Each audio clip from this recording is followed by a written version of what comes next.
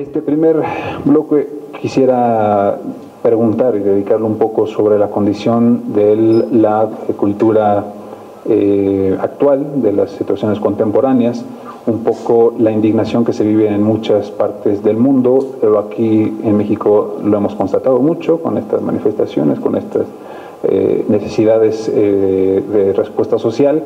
Desde ahí quiero empezar esta charla con ellos para poder plantear algunas ideas a propósito.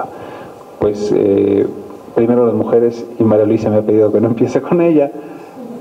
Susana, por favor. Bueno, buenas noches a todos, muchísimo gusto. Creo que el primer módulo hablaba sobre la indignación y yo creo que esa indignación nos es común a todos y nos es común porque hay muchas cosas en nuestro país y en la sociedad y en el mundo que no nos gustan, y si nosotros simplemente las pasamos por alto, pues entonces no sucede nada. Yo suelo decir que los mirones son de palo.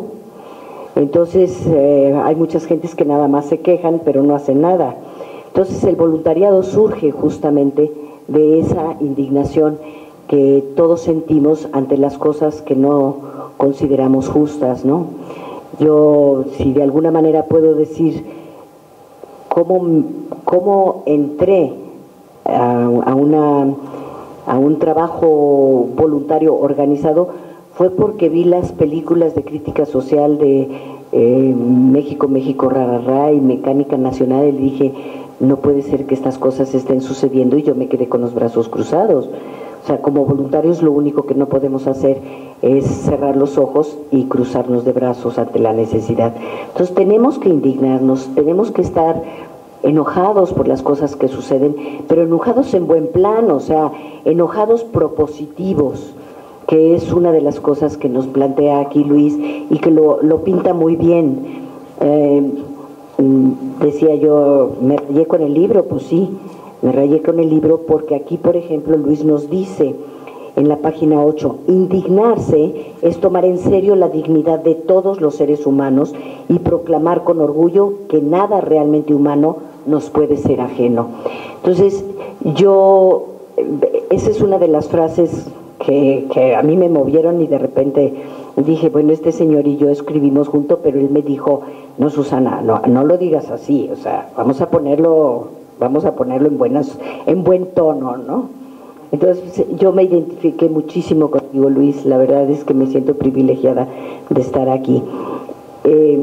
Otro de los elementos de la indignación es la sensibilización. Aquí nos dice Luis, la sensibilización es un chip que el voluntariado lleva incorporado desde el momento en que queda afectado por un mundo que no le gusta y se ve implicado en su transformación. Entonces eso es lo que a nosotros nos lleva a la acción. Cuando las cosas no nos gustan, o sea, si no te gusta lo que está sucediendo, ¿qué haces tú? O sea, bien nos lo decía Gandhi, si tú quieres cambios en el mundo, sé tú el que inicie el cambio, ¿no? O sea, lo decía de buena manera y lo decía en palabras un poquito más elegantes, pero justamente eso era lo que estaba diciendo. Si quieres ver el cambio, sé tú mismo el que lo inicies, ¿no?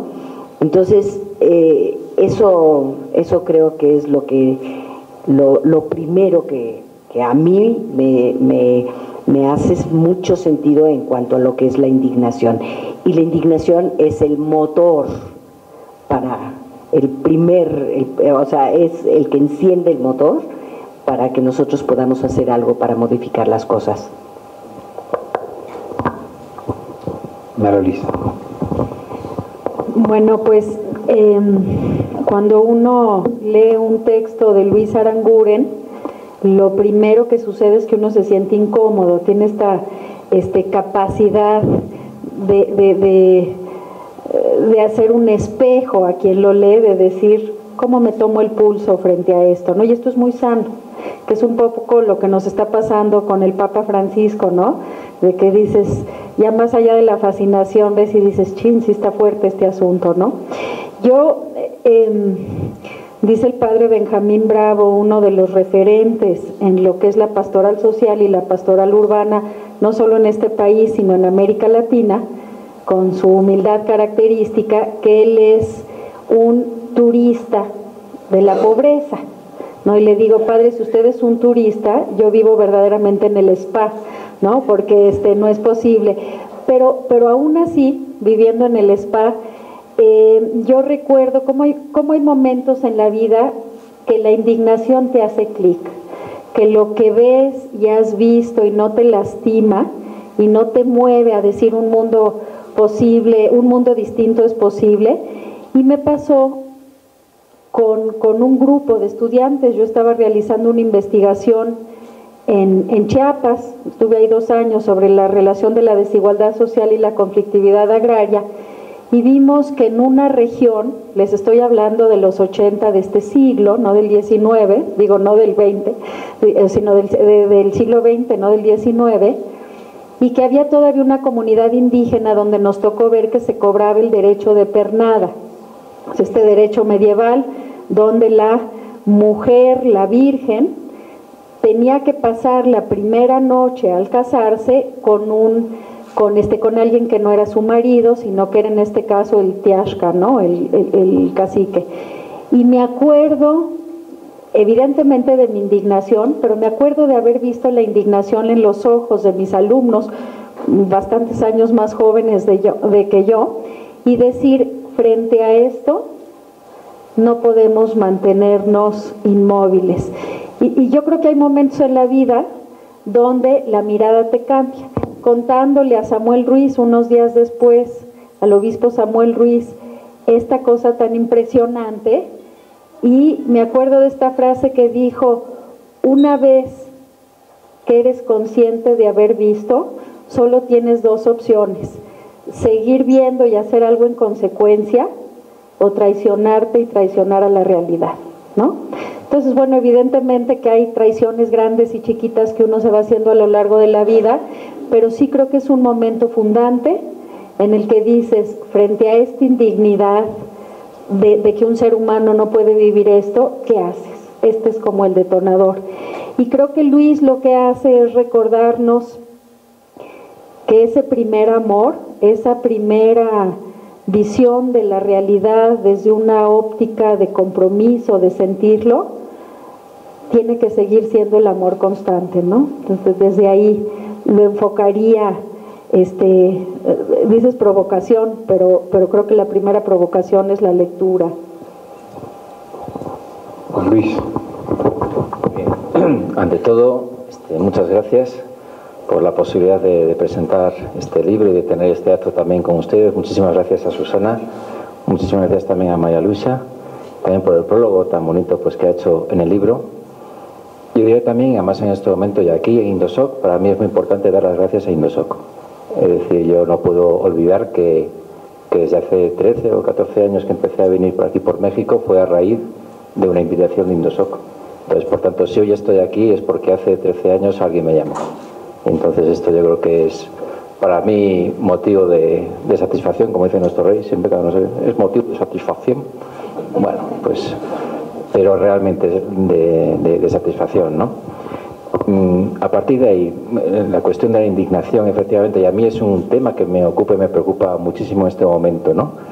Porque creo que la indignación, además muy globalizada, es decir, que uno puede hablar de indignación de la Puerta del Sol de Madrid, pero también de la primavera árabe en el norte de África, o en Santiago de Chile con los estudiantes, o en Ciudad de México.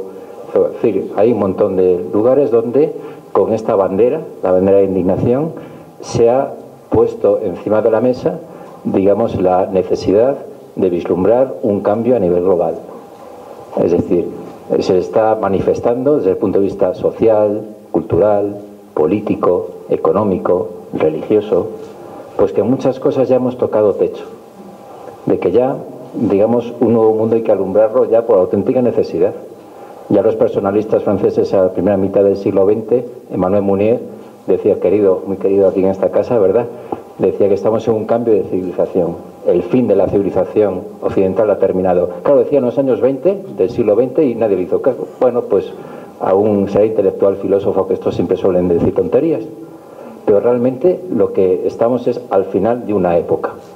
Esto tiene sus riesgos, porque decimos, nos mueve un poco el sitio, y a la vez tiene la aventura de que tenemos que, aquello de la canción de Silvio Rodríguez, ¿no? La era está pariendo un corazón, no puede más, se muere de dolor.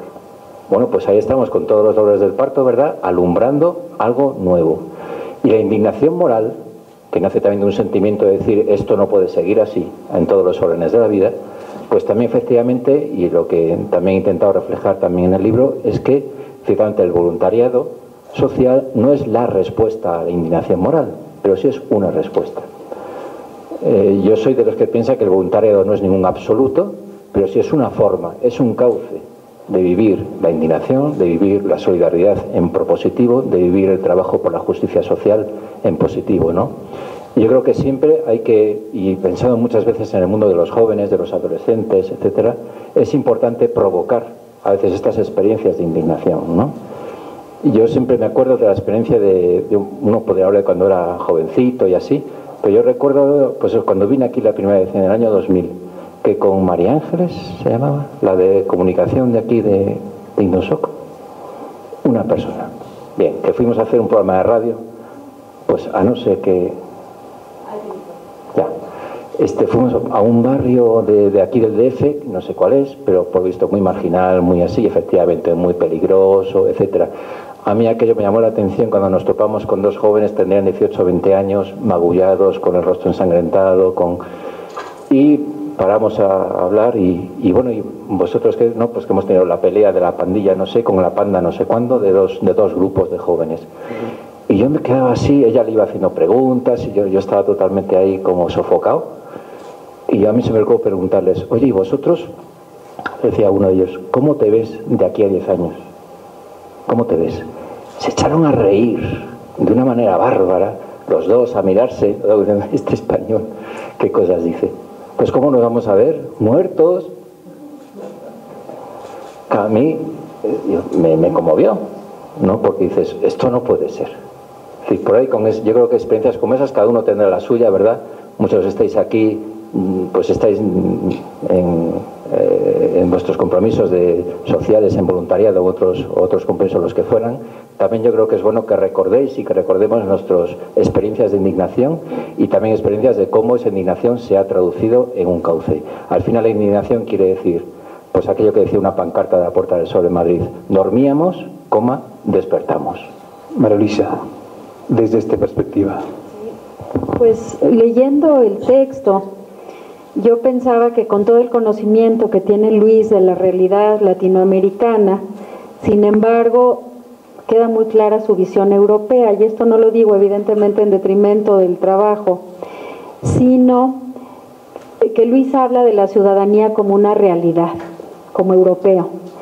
Y en el caso mexicano, la ciudadanía es un sueño truncado y bueno, problemas de oficio, pero leyendo a Luis pensaba yo en los momentos, con esta frase muy mexicana de ya merito, ¿no? Donde ya merito estábamos llegando a ser ciudadanos y no lo fuimos, en el movimiento navista, ¿no? Muy en la línea política de San Luis Potosí, de la indignación frente al fraude electoral, en el movimiento de la indignación en Chihuahua en los 80s, después de un fraude electoral, y luego también en esta irrupción de ciudadanía en el 85 con el terremoto.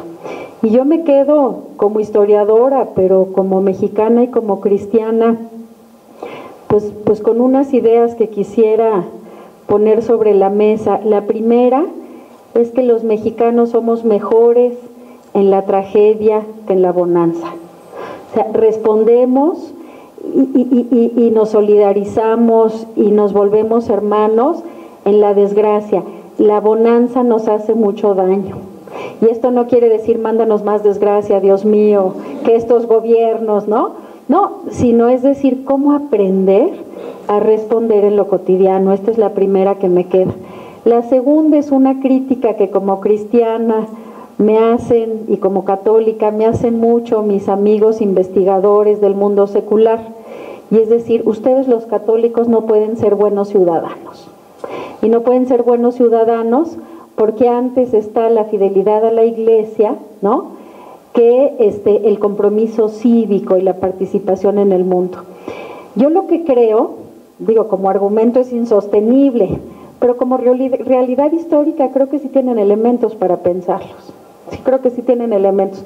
Yo me encuentro en los archivos, ¿no?, argumentos de católicos, bueno, supuestos argumentos por ahí de los 60 que dicen: un católico no puede pagar impuestos a este Estado revolucionario, liberal, ¿no? Ahora sería un pretexto, ¿verdad? Pero bueno, en este sentido yo creo que el gran reto, y creo que una de las bondades y de los éxitos de este libro es que te hacen decir, bueno, ¿y desde aquí qué? No se queda ahí en el plano de la abstracción, es decir, de qué manera, y lo digo yo como cristiana o yo como académica, podemos ver que sí podemos ser creadores de ciudadanía, pero la realidad es que no lo somos. Yo para este libro, para el caso mexicano, habría tener ahí como un prerequisito, ¿no?, de por qué no podemos crear ciudadanía.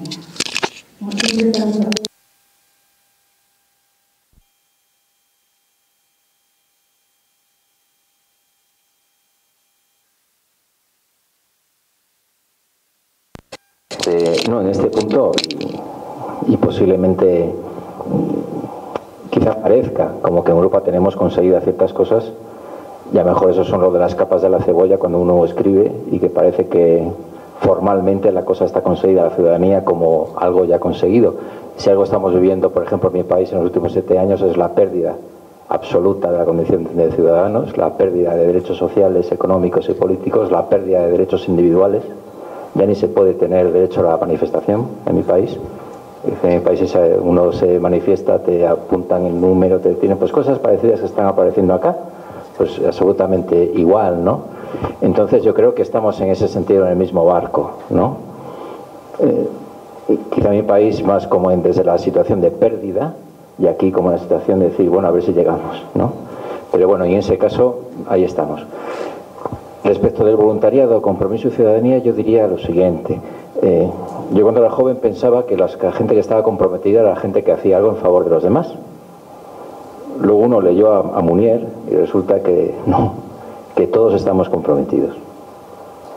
Y que uno lee la palabra del buen samaritano y resulta que el samaritano se compromete, el que se compadece, el que tiene el corazón para compadecerse, y que el levita y el sacerdote pasaron de largo. Y no, el levita y el sacerdote también se comprometieron. Y hay dos formas de comprometerse: en favor, digamos, de los demás, o en favor de la indiferencia, que hemos escuchado antes también en la canción, ¿verdad? Bueno, el voluntariado es una forma de comprometerse, obviamente, en favor de los demás, ¿no? Yo creo que una de las asignaturas pendientes del voluntariado en todos los sitios, en México, pero también en España, es tener conciencia de que también el voluntariado promueve ciudadanía. Es decir, yo creo que, y eso también desde mi experiencia en mi país, estamos a años luz de que el voluntariado realmente sea una realidad. Yo siempre digo que el voluntariado es una realidad modesta, con D, y significativa, pero ojalá fuera una realidad molesta, también con L. Es decir, que también desde su condición de ciudadanía promueva, pues con el resto de movimientos, de plataformas sociales, políticas, etcétera, incidir en políticas sociales más justas, hacer mejores leyes para las mujeres maltratadas, para los niños de la calle, para las personas presas. Es decir, que la persona voluntaria no sea solamente voluntario de 2 a 4 o de 4 a 6 en su asociación, la que sea, sino que también, aparte de que pueda llevar esos valores al resto de dimensiones de su vida personal, también hay una dimensión estructural a la que hay que llegar. Y esa es la dimensión de ciudadanía. Por lo tanto, cuando hablamos aquí de este punto de ciudadanía, yo lo veo y lo vivo como un punto pendiente, como quizá el gran punto pendiente en el voluntariado a todos los niveles, ¿no? Porque quizá también el propio voluntariado ha tenido que luchar, ¿verdad?, durante tantos años con todas las perversiones, con todos los reduccionismos, con todas las instrumentalizaciones que desde todos los poderes económicos, mediáticos, políticos ha sufrido el voluntariado, ¿no? Entonces quizá en eso se les ha quitado mucho poder, en el mejor sentido de la palabra, ¿no?, mucha fuerza para poder decir su palabra en la sociedad. Y Susana, una ciudadana en la trinchera del voluntariado. Bueno, yo sí, yo estoy totalmente de acuerdo en este punto. Y bueno, nosotros, por ejemplo, en la Alianza Mexicana de Voluntariado, tenemos una columna en una página que se llama Ciudadanía en Construcción, porque justamente eso es lo que queremos hacer. En realidad, la ciudadanía se ejerce todos los días y se ejerce trabajando no solamente por uno, sino por los demás.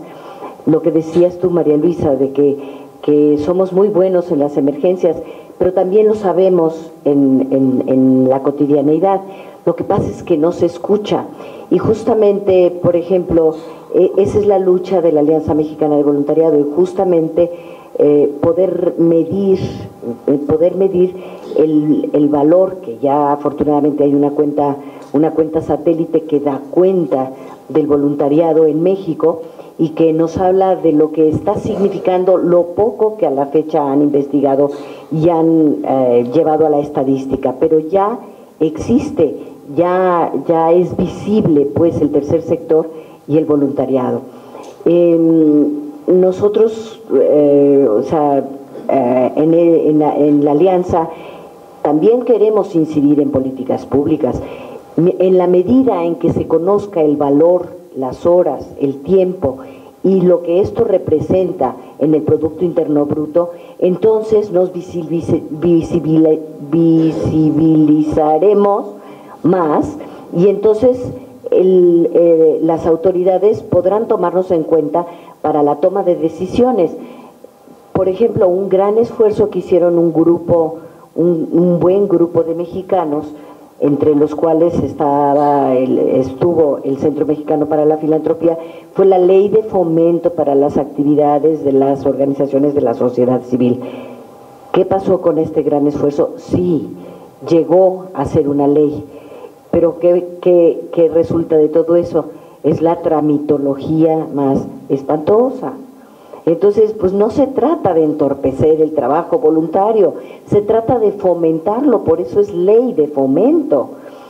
Y bueno, finalmente el esfuerzo se va haciendo, no hay que detener el paso. Creo que todo este tipo de reuniones, todo este tipo de discusiones, a lo que nos invita es justamente a eso, a seguir luchando porque las cosas sigan avanzando. Yo siempre he sostenido que las grandes organizaciones voluntarias no debieran existir si cada uno de nosotros hiciéramos nuestra tarea como ciudadano común y corriente, ¿no? O sea, si nos fijamos en nuestro más próximo, si atendemos al que vive a nuestro lado, al que está cruzando la calle, pues las organizaciones de la sociedad civil no necesitaban existir. ¿Por qué existen? Por las grandes desigualdades. Entonces, ahí lo que tenemos que hacer es cerrar la brecha. Eso está muy difícil que nosotros lo logremos, pero pues para eso también está la indignación, para eso está el conocimiento, para eso están las organizaciones, para levantar la voz, para decir aquí existimos y lo que queremos son mejores condiciones que nos dejen trabajar. En este país todos somos culpables a menos que demostremos lo contrario.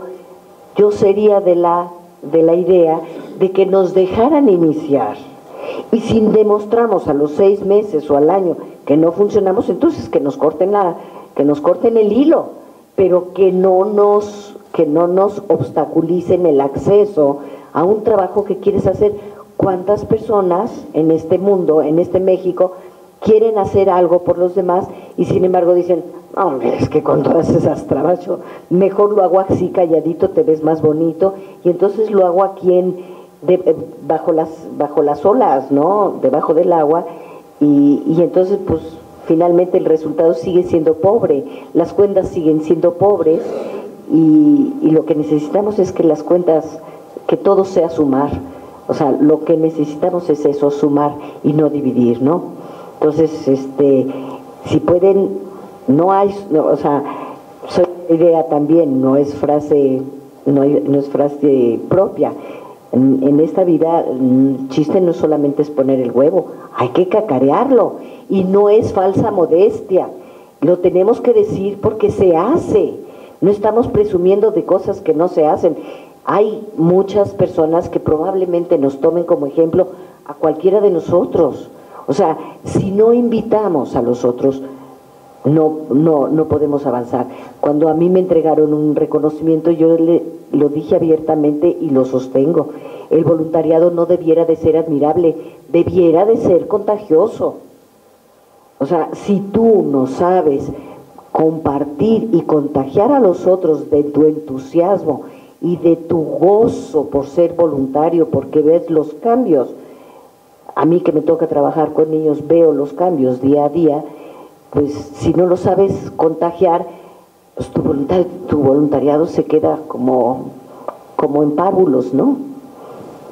Sí, bueno, yo creo que uno de los signos de los tiempos, de nuestro tiempo que estamos viviendo, es precisamente la era de los mestizajes. Es decir, el poder colaborar juntos, remando a favor de la misma dirección, gentes distintas, organizaciones distintas, sensibilidades distintas. Lo distinto no es lo que lo separa. Lo distinto es particularidades igualmente complementarias, pero que también nos vinculan en función del horizonte compartido. Mi experiencia en el mundo del voluntariado, sobre todo la experiencia mía allá en España, es de poder trabajar en una plataforma de voluntariado, al estilo de que aquí también preside Susana, donde yo representaba a Cáritas Española, de la Iglesia Española, pero donde en la misma comisión de formación estábamos gente de Cruz Roja, gente que provenía de la Federación de Mujeres Progresistas ligada al Partido Socialista, otros ligados a sindicatos, otros ligados a otro tipo de movimientos, de otras ideologías, incluso al interno de la Iglesia distintas sensibilidades, no todos pensando igual, y donde juntos podíamos trabajar, donde juntos podíamos mirarnos a la cara y decir, bueno, ¿qué podemos hacer? No sin grandes dificultades. Es decir, yo creo que el mestizaje no nace por ciencia infusa, también necesita de darnos recíprocamente confianza. Yo siempre recuerdo la primera vez que en la comisión de formación allí de la plataforma voluntariado, en una situación a finales de los años 90, donde estábamos diciendo, bueno, hay que cambiar la dinámica de los planes formativos de voluntariado porque ya lo antiguo no nos valía. Hay que empezar los itinerarios educativos del voluntariado, bueno, todas esas cosas. Y yo, que era el vocal de formación, decía, bueno, pongamos encima de la mesa lo que estamos haciendo en cada organización. No, yo vengo a escuchar, a mí me han dicho que venga a escuchar, pero yo no voy a enseñar nada de lo mío, que igual me quitan la idea. Entonces, que ese capillismo, esa especie de chingarrito propio de cada uno con lo suyo y ya está, ¿no? Y vengo a ver si te robo algo, claro, es una mentalidad también muy particularista. Y yo creo que la era del mestizaje lo que está inaugurando es, juntos podemos colaborar, es decir, si ponemos en común cada uno lo que estamos haciendo y nuestras dificultades y nuestros miedos y las cosas buenas también que vamos aprendiendo, pues vamos a trabajar mejor. Y bueno, y esa experiencia para mí fue muy positiva. Es decir, yo creo que el empujón fuerte, al menos en mi país, en distintas organizaciones a través de la plataforma de voluntariado, en los temas referidos a la formación en clave de proceso educativo, fue porque nos pudimos poner de acuerdo y pudimos fabricar. Fabricar es pensar, escribir, editar y poner a disposición de todos materiales comunes, que fue una colección que se llamaba Fuego Lento, porque la propia comisión nos dimos cuenta de que para hacer ese trabajo había que trabajar a fuego lento. El mestizaje también tiene que ver con los tiempos educativos, y en un tiempo que vivimos donde es marcado por la era del microondas, el microondas no ayuda a fomentar el mestizaje, más bien lo anula. Entonces, bueno, pues el mestizaje tiene que ver con tiempos, con momentos, con espacios y con lugares de encuentro, y con ir poco a poco, ¿no? Y en ese sentido yo siempre he sido, pues eso, creo que también ahí se refleja en el libro de distintas maneras, como esas iniciativas también a nivel político, a nivel de propuestas, de incidir en la sociedad, incidir en el Parlamento, en leyes en favor de políticas sociales, tenemos que ir de la mano todos. Es decir, no puede ser que una organización vaya, no, nosotros somos los que vamos a... Pues no. Ni siquiera allí en España, donde, por ejemplo, donde yo estuve 8 años, Cáritas Española, que es un poco como la gran organización a nivel de políticas sociales, servicios sociales, no puede ir sola, no se puede ir solo en este mundo. Yo creo que algo significativo del mundo en el que estamos es que nos tenemos que mirar los unos a los otros, reconocernos, en definitiva, hermanos, y reconocernos que lo que decía antes de que estamos pariendo una nueva era, o lo hacemos entre todos, aquello de Bertolt Brecht, o todos o ninguno, porque nos hablamos todos o nos vamos todos por ahí. María Luisa, Estas palabras de Luis, el capellismo, y no dijo changarrismo, que me parece, yo empecé a escuchar otra, pero no, es changarrismo. Esta parte del capellismo, de repente desde la doctrina social cristiana, parece como que la acción solidaria es como exclusiva de ciertos sectores. ¿En qué se ha avanzado? ¿En qué necesitamos avanzar? Bueno, yo creo que aquí habría que hacer un poco de historia, poquito, en este tema. Y es que a lo largo de la historia de México, yo siempre cito este libro aburrido pero indispensable, ¿no?, de la pobreza en México, de Moisés González Navarro, que retoma lo que es la historia de la asistencia social, de la corresponsabilidad, del voluntariado, y que hace este recorrido histórico que va desde el siglo XIX hasta Echeverría, sintomática, ¿verdad? Esa es la primera edición y luego ya se retoma. Pero ¿qué encontramos como hilo conductor de esta historia? Por un lado, que siempre son los mismos. Luis menciona en su libro cómo hay también como esta tentación del fundador, ¿no?, o de los fundadores. Y en realidad la historia de las organizaciones civiles en México tienen que ver con un fundador que es una gente que se compromete, y estamos en una de esas además, ¿no?, que se compromete, que le entra. ¿Cómo te desprendes del padre siendo fiel a su legado, ¿no? ¿Cómo te desprendes, cómo te responsabilizas de esto? Esta es una. Y la otra es el capillismo, ¿no? Que como bien dice Susana, ¿no?, el premio a la responsabilidad, dices, bueno, pues es una contradicción, ¿no?, pero sin embargo hay que decirlo. Entonces sí como constante histórica estos dos temas, el excelso, el que hace, el que destaca, y muchísimas veces nos consta, aunque el fundador no tenga ese perfil ni quiera aparecer, pero que se hace. Y por otro lado, pues esta cuestión de no darle como relevancia al trabajo más compartido. Yo aquí algo que se me hace un signo de esperanza en México, que de repente se nos nubla con tanta bronca, pero que creo que es un signo de esperanza de lo que decía Luis, tiene que ver con los jóvenes, porque para los jóvenes les es con natural alteridad. O sea, tú ves quiénes son sus amigos y es una fauna múltiple, ¿no? O sea, hay de todo ahí en el arca de Noé. Y esto es una maravilla porque están dispuestos a aceptar lo diferente, cosa que a nosotros nos cuesta más trabajo y cosa que a la Iglesia Católica en México y a las organizaciones de la Iglesia les cuesta muchísimo trabajo. Hay sus honrosas excepciones, pero en general es esto, ¿no? Es más la competencia, a ver quién destaca y no la colaboración. Entonces, este punto de la alteridad yo creo que es una esperanza, y yo tengo esta intuición, que creo que muchos millones de personas comparten conmigo esta intuición muy personal, y es que nuestras generaciones, o sea, de mí para arriba, ¿no?, de un compromiso de fe, de un encuentro con Jesús, había una repercusión social. O sea, ¿cuál es la repercusión social de mi fe? Y entonces después de esto, pues yo me fui a Chiapas, y otro se fue a no sé dónde, y el otro trabajó con indígenas, y el otro se fue. Bueno, en este contexto yo veo con mis alumnos que es al revés. O sea, de una experiencia social puede o no haber un compromiso de fe, que en este sentido creo que hay que ubicarlo como secundario para el tema que nos ocupa, ¿no? Pero lo importante es esto, ¿no? Entonces, yo digo, no es ejemplo de nada, creo que lo que son ejemplos son los jóvenes, pero por ejemplo trato de hacer en distintas universidades, que te llevas de la UNAM y te llevas de la Ibero y te llevas de la UP y te llevas del Mora, estas experiencias compartidas, por ejemplo, con las patronas de Amatlán, que es una maravilla porque dices, como me decía ellos cuando se detuvo el tren y se bajaron y pudieron platicar con los haitianos, y me decía, aquí está lo mejor y lo peor de la humanidad. O sea, lo peor de la humanidad porque es la marginación, es la exclusión, es la migración. Nos contaban unas mujeres que antes de salir de sus países se toman anticonceptivos porque saben que las van a violar por lo menos 2 veces en el trayecto, ¿no? Son los niños de la edad de mi hijo chico que están en el tren y dices, ¿por qué? Digo, todo esto, pero lo mejor es unas mujeres que cotidianamente, diario, 2 veces al día, durante 15 años, se la rifan por los migrantes, ¿no? Entonces, lo interesante es cómo lo plantean ellos, ¿no?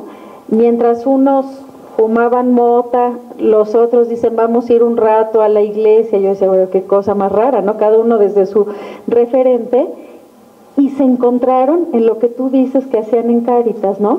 Vamos a trabajar por una causa común, y dije, por aquí sí vale la pena vivirlo.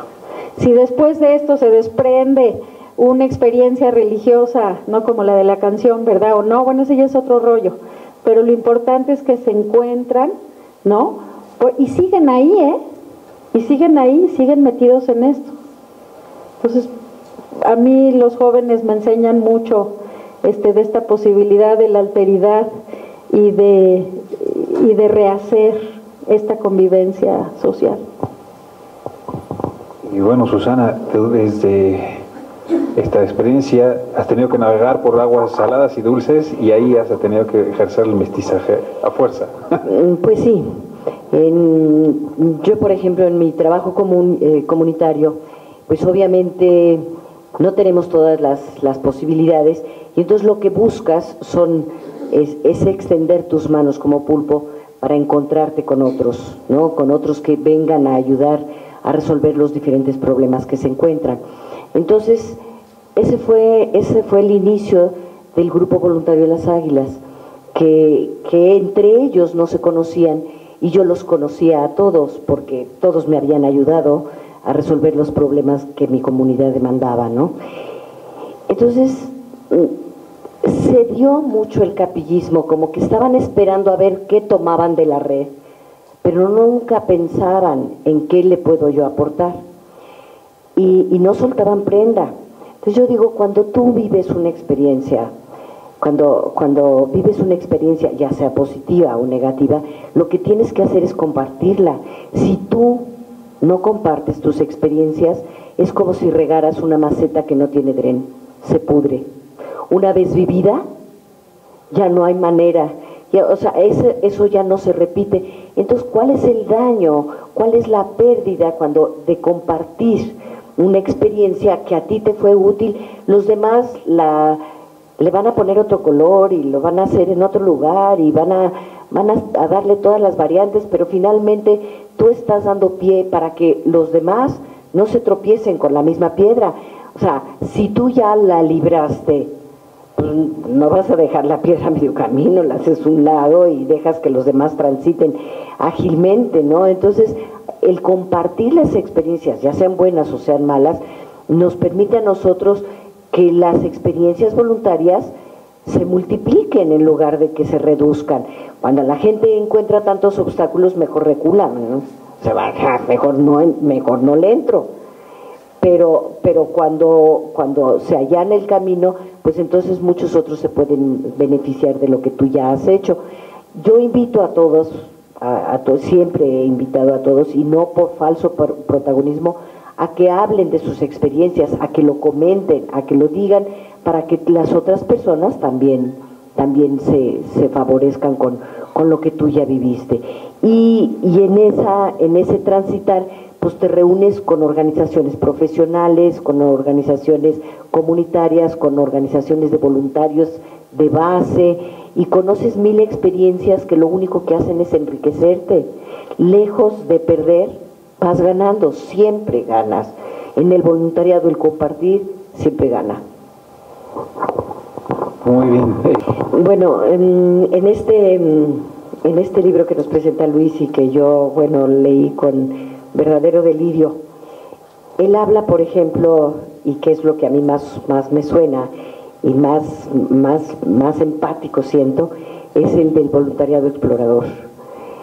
Ese voluntariado explorador que llega a la institución, la conoce, la mira, la siente, la vive, y entonces define en esa institución, en esa organización, en qué quiere trabajar. ese es el estilo de nuestra organización, una organización que enamora, una organización que te recibe con los brazos abiertos y que no necesita de programas voluntarios, sino que el propio voluntario viene y dice, yo te puedo ayudar en eso, ¿no has pensado en tal o cual cosa?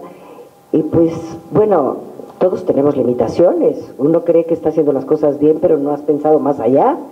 Cuando tienes una mirada fresca que viene y te dice, ¿no se te ha ocurrido tal cosa? Y, vaya, pues no, pero viene, ¿no?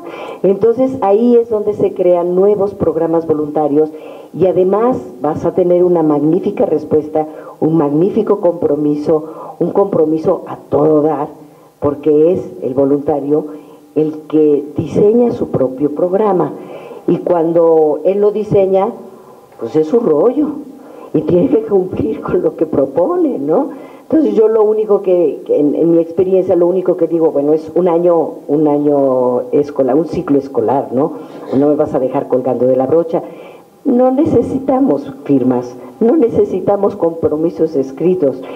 Es tal el logro, o sea, trabajando con niños, el logro es tan palpable que los voluntarios se prenden la chispa y ya no se alejan, ¿me explico?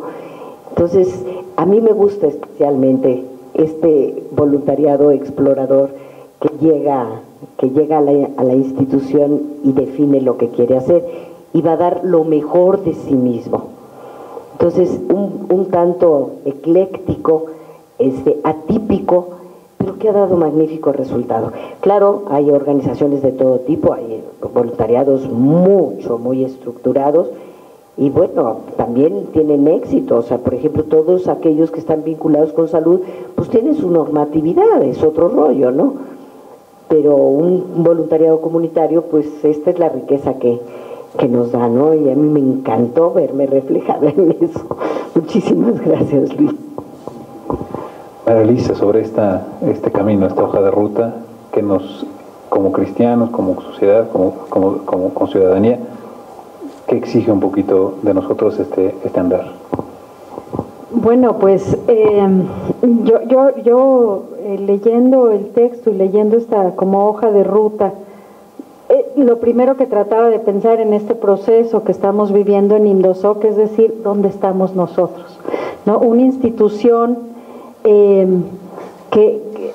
una institución de mucha tradición que está cumpliendo 30 años, que en un sentido surge como esto que plantea Luis, como una institución activista, con un fundador que es como el eje en este sentido, el faro, y sigue siendo, ¿no?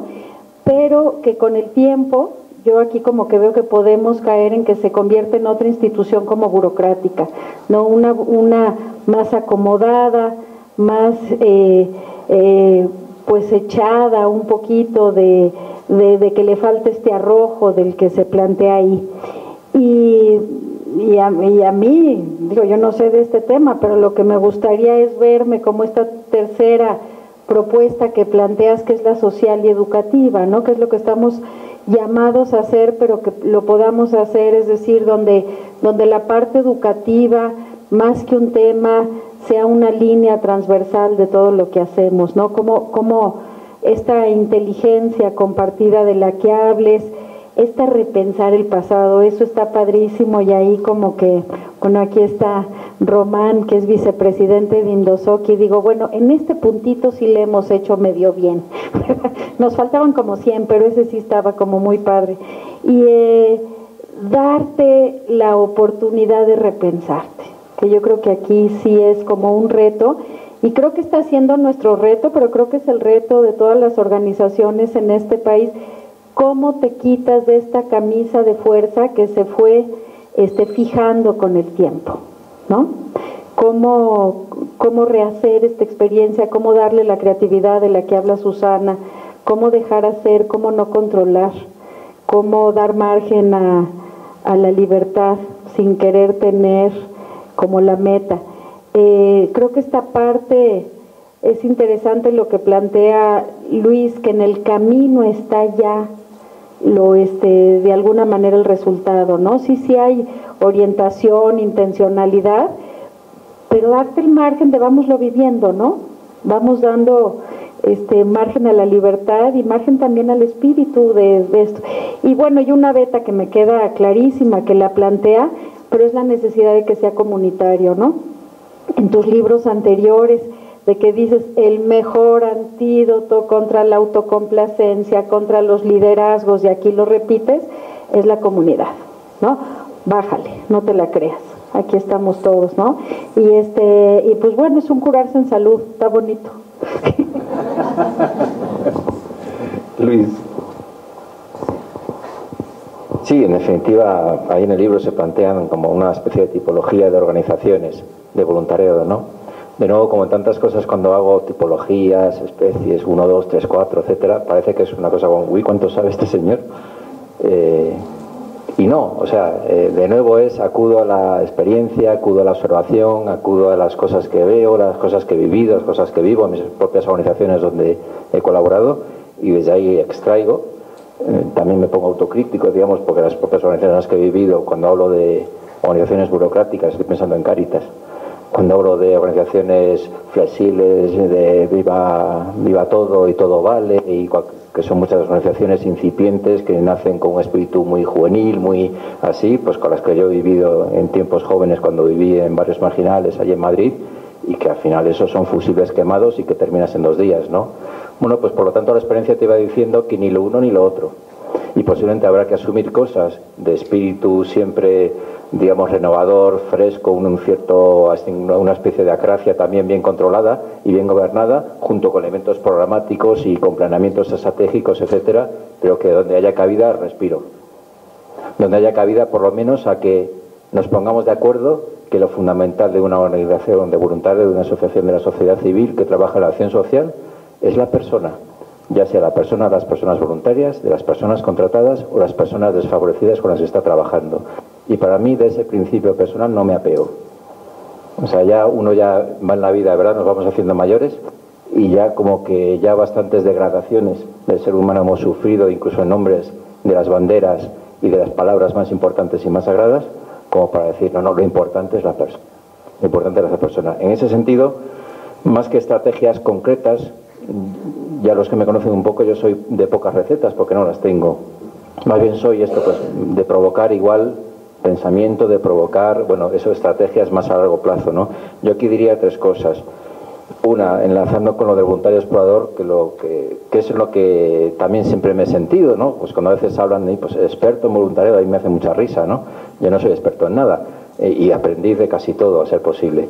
Y entonces, yo me identifico con esa figura de explorador. Yo cuando pregunto, a mí la pregunta clave cuando estoy trabajando, personalizaciones, asesorando, etcétera, es ¿qué hacéis con la persona voluntaria el primer día? Y ya sobre eso ya me sé lo demás. En función de cómo hagamos, cómo tratemos, qué es lo que tengamos elaborado en nuestras programaciones, o nuestra improvisación, o nuestra espontaneidad, o lo que sea, en función de eso vamos a ver qué tipo de organización es.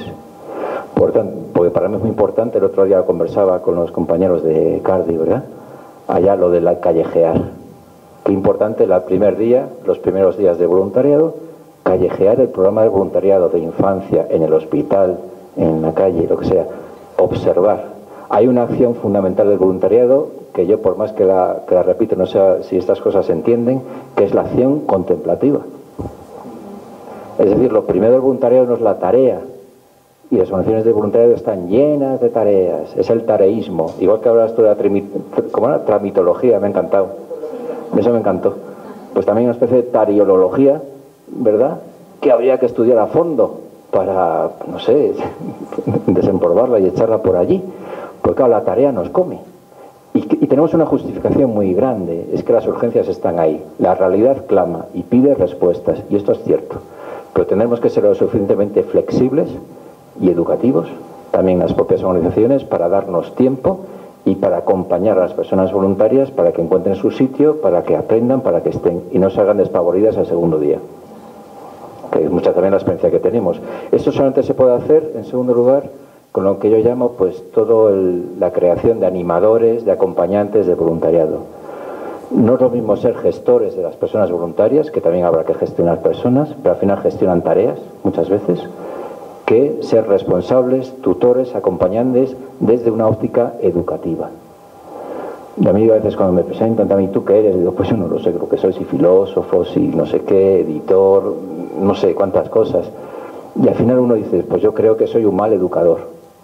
Es decir, al final creo que lo quiero transmitir a lo largo de mi vida en distintas instancias, tanto educación formal, inclusive en el trabajo que yo ahora desempeño, en editorial y en las organizaciones de voluntariado, es la mirada educativa, la mirada de crear procesos a largo plazo, ¿no? Y ahí yo creo que pues todos los que hemos leído también de Paulo Freire, etcétera, etcétera, nos da muchas pistas de por dónde hay que apuntar, ¿no? Por tanto, digamos, en las organizaciones de voluntariado hay que fomentar no solamente responsables de voluntariado en tanto que responsables de programas de, y por tanto que tengan un papel donde no, aquí está el programa 1, 2, 3, 4, no, también que sepas llamar por su nombre a los voluntarios, que no solamente tengas una base de datos, sino que también te acerques, desde a que sepas decir luego, oye, ¿qué tal te ha ido hoy? ¿Tienes algún problema?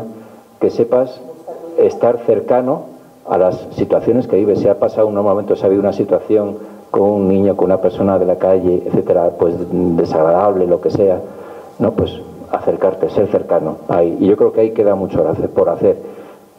En mi tierra se suele decir que donde no hay mata, no hay patata. Es decir, donde no hay acompañantes, educadores, de procesos educativos a largo plazo, luego el voluntariado es flor de un día. Mi experiencia tristemente es esa, y mi experiencia gozosamente, cuando también está implementado esto, también es en positivo esa misma, ¿no? Donde no hay mata, no hay patata. Y junto con eso, yo creo que la necesidad que hoy tenemos también el voluntariado y estrategias que hemos de formar en las propias organizaciones es que, ya he dicho, no solamente es la tarea, no solamente es la acción, sino que el voluntariado para muchas personas, sin querer, porque no estaba en la hoja de ruta de las organizaciones de voluntariado, sin querer, se constituyen en depósitos de sentido. Es algo también de lo que menciono ahí.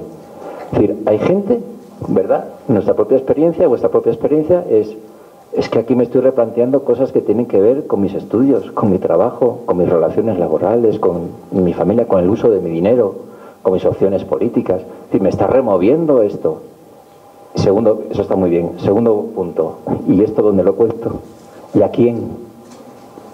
No, en la organización de voluntariado no, porque esto es para hacer. Aquí somos activistas. Entonces, ¿dónde queda? Si somos cristianos y demás, no tenemos nuestro grupo de vida, nuestra comunidad cristiana, nuestra comunidad de referencia. Eso sería, menos en mi país, en los 70, ahora ya no. Ahora mucha gente, ¿y tú de dónde vienes? No, yo de la parroquia y tal. No, ¿y tú de dónde vienes? La mayor parte de la gente dice, yo vengo de mi casa. ¿Y luego dónde vas? No, a mi casa.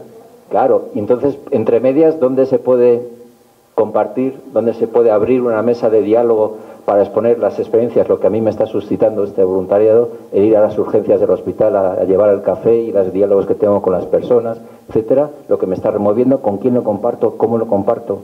Ahí las organizaciones de voluntariado se tienen que dar el espacio y el tiempo para provocar esto, aunque hagan menos, aunque en lugar de llegar a 14 proyectos lleguen a 7, y no pasa nada, no pasa nada, porque llegarán a 7 y dentro de 2 años llegarán a 9. Hay que ver a largo plazo, porque si ahora hacemos solamente o nos tiramos a 14 proyectos, 16 proyectos y venga y todos deprisa y corriendo, posiblemente en 2, en 3 años no tendremos ninguno y diremos, ay, pues qué pena, ¿no? Entonces, bueno, pues estas son un poco las ideas de un viejo curtido en estas cosas.